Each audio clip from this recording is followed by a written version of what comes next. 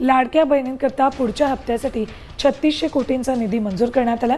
आजपासून त्यांच्या खात्यावर रक्कम जमा होईल असं अजित पवारांनी सांगितले। मंत्र्यांनी सूचना केलेली होती। आज जवळपास 3600 कोटी रुपये आमच्या लाडक्या बहिणीच्या करता या महिन्याचे आम्ही डीबीटीवर पाठवलेले आहेत। उद्या त्यांच्या अकाउंटला ते पैसे मिळतील आणि तोही एक महत्त्वाचा निर्णय आज झालेला आहे। लाडक्या बहिणीसाठी अतिशय आनंदाची बातमी आहे मित्रांनो। आज आहे 2 जुलै आणि आज आहे बुधवार। लाडक्या बहिणींच्या खात्यामध्ये खटाखट पैसे यायला सुरुवात झालेली आहे। नवीन मेसेज जे 1500 रुपयांचे मेसेज आहे ते यायला सुरुवात झालेले आहे। मोबाईल चेक करत राहा, भरपूर लाडक्या बहिणींना मेसेज येत आहेत। 2 प्रकारचे वेगवेगळे मेसेज येणार आहेत। मोबाईलवरती पहा पहिला कुठला मेसेज येणार आहे, दुसरा कुठला मेसेज येणार, मी सगळं व्यवस्थित सांगणार आहे। परंतु याच दरम्यान तुमचं नाव यादीत आहे का हे पहा, कारण जर यादीत नाव नसेल तर मात्र तुम्हाला पैसे येणार नाहीत। सगळ्या गावाला पैसे येतील, शेजारी काकीला मावशीला सगळ्याला पैसे येतील, परंतु सगळ्यांना पैसे आले तरी तुम्हाला येणार नाही। त्यासाठी तुम्हाला काय करायचं आहे जेणेकरून तुमचं नाव यादीत राहील आणि तुम्हाला सुद्धा आनंदाची बातमी मिळणार आहे। लक्षात ठेवा, अजितदादा पवार यांनी काल ही मोठी घोषणा केली होती। विधानसभा झाल्यानंतर बैठकीमध्ये त्यांना प्रश्न विचारला गेला की लाडकी बहीण योजनेचं काय झालं। त्यावेळेस त्यांनी सांगितले की 3600 कोटी रुपये वर्ग केलेले आहेत। त्यांना उद्या म्हणले म्हणजे ते काल म्हणले होते, त्यामुळे आजपासूनच ते वाटप व्हायला सुरुवात झालेली आहे। चेक हा बँकेत जमा झालेला आहे। कधीच 3600 कोटींचा हा चेक वर्ग झालेला आहे, जमा झालेला आहे। भरपूर लाडक्या बहिणी आता आनंदी आहेत।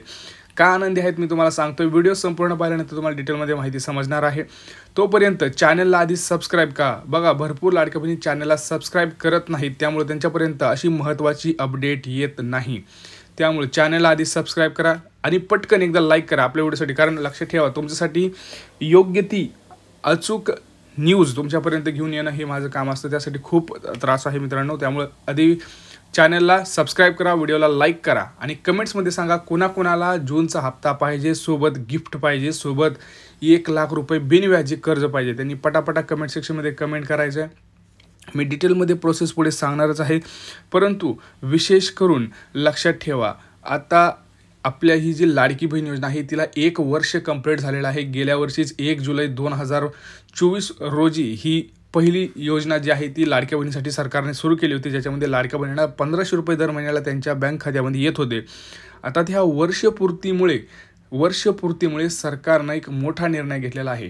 तुम्हाला एक गिफ्टसुद्धा तिथं मिळणार आहे। त्यासाठी काय असणार आहे शक्यता मी तुम्हाला सगळं व्यवस्थित डिटेलमध्ये सांगणार आहे। त्यामुळं व्हिडिओ अतिशय महत्त्वाचा आहे, कोणीही गडबड करायची नाही, संपूर्ण शेवटपर्यंत बघायचा आहे। बघा, या महिन्यात सुद्धा जसं मे महिन्यामध्ये 4 ते 5 लाख लाडक्या बहिणी बाद झाल्या, तसंच ह्या महिन्यात जून महिन्यात सुद्धा अर्ज पडताळणीमध्ये जवळपास 9 ते 10 लाख लाडक्या बहिणी बाद झालेल्या आहेत।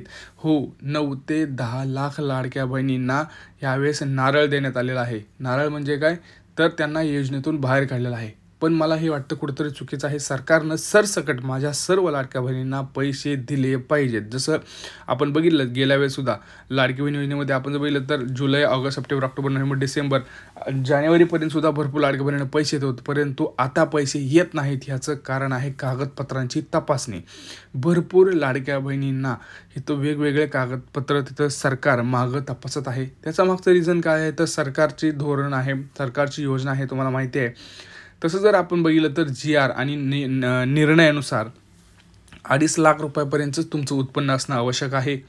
दुसरं म्हणजे काय, घरात कोणी इन्कम टॅक्स भरताना कामा नये। तिसरं म्हणजे काय तर तुमच्या घरात कोणीही दुसऱ्या इतर योजनेचा लाभ घेता कामा नये। परंतु झालं असं की भरपूर लाडक्या बहिणींना गेल्या महिन्यात जॉब लागलेला आहे, कोणाचं आर्थिक उत्पन्न जास्त झालेलं आहे, कोणी 4 चाकी वाहन खरेदी केलेलं आहे, कोणी त्यांच्या घरात इन्कम टॅक्स भरत आहे, तर कोणी PM किसान योजना असू द्या किंवा कुठली दुसरी योजना असू द्या त्या योजनेचा लाभ घेत आहे। हे कुठंतरी सरकारच्या लक्षात आलेलं आहे किंवा कुणीतरी टोचन दिलेलं आहे। तुम्हाला माहिती आहे शेजारी बाजारी कसे असतात, कारण लक्षात घ्या तुमची जर कोणी जाऊन तक्रार अंगणवाडीत केली की बघा ही महिला आहे किंवा हे कुटुंब आहे जे योजनेचा लाभ घेत आहे, यांना काय गरज आहे असं जरी म्हणलं तरी त्यांना अंगणवाडी सेविका असेल किंवा कोण महिला व बालविकास खातं असेल त्यांना काय ऑटोमॅटिक ते तुमचं नाव पडेल आणि तुमची चौकशी तिथं न करता डायरेक्ट तुमचं अकाउंट वगैरे त्यांच्याकडे। लक्षात घ्या सरकारकडे आधार कार्ड डेटा आहे, त्यामुळे त्याच्यातनं तुमचे ट्रान्झॅक्शन्स किती होतात हे चेक केलं जातं। त्यांच्याकडे RTOचा डेटा आहे, त्यामुळे वाहन आहे का नाही हे चेक केलं जातं। त्यांच्याकडे रेशन कार्डचा डेटा आहे, त्यामुळे तुमचं पिवळं रेशन कार्ड आहे की कुठलं आहे रेशन कार्ड हे सुद्धा सरकारला समजतं. त्यामुळं अशा प्रकारे कागदपत्रांची तपासणी करून मगच तुमचं नाव हे यादीत आणलं जातं आणि यादी त्याची जमा झालेली आहे. तुम्हाला जर तुमचं नाव यादीत आहे की नाही बघायचं असेल तर तुम्हाला तुमची जवळची अंगणवाडी का असेल किंवा महिला व बालक विकासाचे खातं असेल किंवा ग्रामपंचायत असेल, इथं जाऊन तुम्ही तुमची चौकशी करू शकता की माझं नाव यादीत आहे का नाही. आता कोणत्या बँकेत पैसे जमा होणार बघा, पैसे हे पोस्टाच्या खात्यातसुद्धा जमा होणार आहेत. SBI असेल, बँक ऑफ महाराष्ट्र असेल, बँक ऑफ इंडिया असेल, HDFC, ICICI, कोटक अशा जवळपास प्रायव्हेट, सरकारी आणि पोस्ट खाते मिळून आज जवळपास 13 ते 14 बँकेमध्ये आज पैसे जमा होणार आहेत.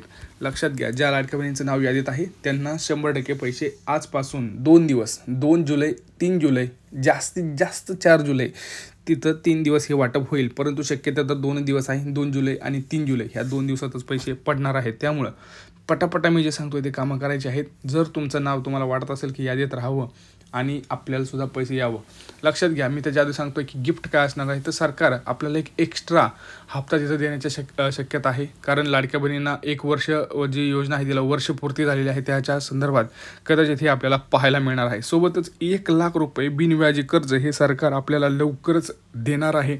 सोबत 50 लाख रुपयांचं कर्ज देणार आहे, ज्याच्यामध्ये तुम्हाला हप्ता भरावा लागेल. तो जिल्हा मध्यवर्ती बँकेतून मिळणार आहे, परंतु तो सुद्धा तुम्हाला स्वतः भरायची गरज नाही. जो तुम्हाला लाडकी बहीण योजनेचा हप्ता मिळतो तोच तुम्हाला तिकडे द्यायचा आहे. त्यामुळे खिशातून काहीच जाणार नाही मित्रांनो. कोणाकोणाला 1 लाख रुपये बिनव्याजी कर्ज पाहिजे सांगा, कोणाकोणाला 50,000 रुपये पाहिजे सांगा, कोणाकोणाला गिफ्ट पाहिजे.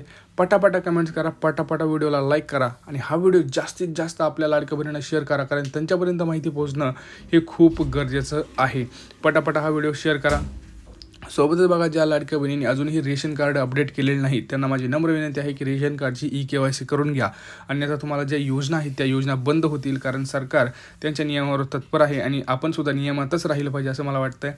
त्यामुळे ज्या लाडक्या बहिणी नियमात आहेत त्यांना लगेच पैसे हे मिळणार आहे. त्यामुळे कुणीही टेन्शन घ्यायची गरज नाही. आज तुमच्या मोबाईलवरती खटाखट जे पैसे आहेत ते पडणार आहेत, मेसेज हे तुमच्या मोबाईलवरती धडाधड पडणार आहेत. त्यामुळे कोणीही टेन्शन घ्यायची गरज नाही, अजिबात टेन्शन घ्यायची गरज नाही. फक्त एक काम करायचं, आज बँकेत जायचं आहे.